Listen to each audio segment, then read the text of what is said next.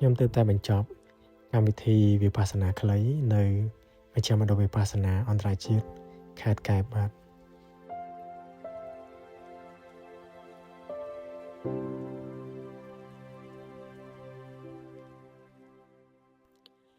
កម្មវិធីនេះគឺល្អមែនទែនសម្រាប់អ្នកដែលមានភាពមមាញឹកនៅក្នុងជីវិតនៅក្នុងការងារបាទអញ្ចឹងគឺអាចឆ្លៀតពេល4ថ្ងៃដើម្បីមកទីនេះបានបើសិនជាចង់ផ្ដួលរសជាតិការហ្វឹកហាត់សមាធិហើយកម្មវិធីហ្វឹកហាត់ក៏មានលក្ខណៈងាយស្រួលដោយសារតែលោកបានរចនាឡើងមកគឺតម្រូវសម្រាប់អ្នកដែលសមាធិដំបូងបាទអញ្ចឹងអ្នកណាក៏អាចមកសាកហ្វឹកហាត់សមាធិនៅទីនេះបានបាទ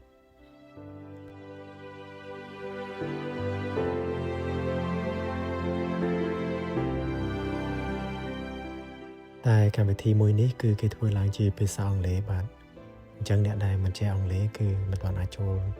រួមកម្មវិធីនេះបានទេបាទខ្ញុំគិតថាការសម្រេចចិត្តធ្វើកម្មវិធីនេះជាភាសាអង់គ្លេសគឺពិតជាមានប្រយោជន៍ព្រោះវាបានជួយទាក់ទាញភ្ញៀវទេសចរអន្តរជាតិដែលគេចង់មកលេងនៅខេត្តជាប់មាត់សមុទ្ររបស់ខ្មែរផងនិងចង់ស្វែងរកកន្លែងដែលរៀនសមាធិដើម្បីធ្វើឲ្យចិត្តស្ងប់ផងដែរបាទ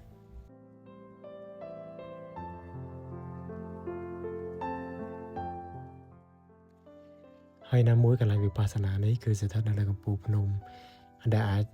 មើលឃើញនៅទេសភាពព្រៃព្រឹក្សាវាលទំនាបនៅភ្នំនានាបានយ៉ាងស្រស់ស្អាតបាទហើយគាត់នៅខាងក្រោមទុយនេះគឺជាកន្លែងដែលសម្រាប់ឲ្យអ្នកដែលមកចូលរួមវិបស្សនាស្នាក់នៅម្នាក់មួយបាទគឺដូចបឹងកាឡូអញ្ចឹងបាទស្ដាយដែលខ្ញុំអត់មានពេលបានដើរថតកន្លែងដែលអាចមើលទេសភាពស្អាតជាពិសេសគឺនៅ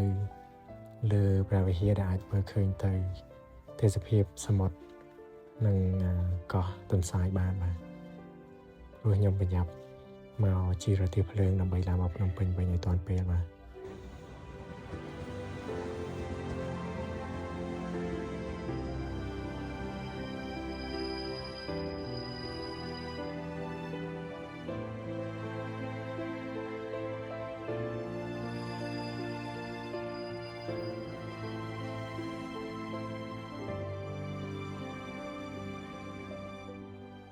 ខ្ញុំពិតជាអរគុណទៅដល់គណៈកម្មការដែលបានរៀបចំកម្មវិធីសមាធិនេះឡើងខ្លាំងមែនទែនព្រោះថាទោះបីជាវាមានរយៈពេលខ្លីមែនប៉ុន្តែវាពិតជាបានជួយដល់ខ្ញុំក៏ដូចជាអ្នកដែលបានចូលរួមនឹងស្វែងរកនៅសេចក្តីស្ងប់ចិត្តបានយ៉ាងច្រើនបាទ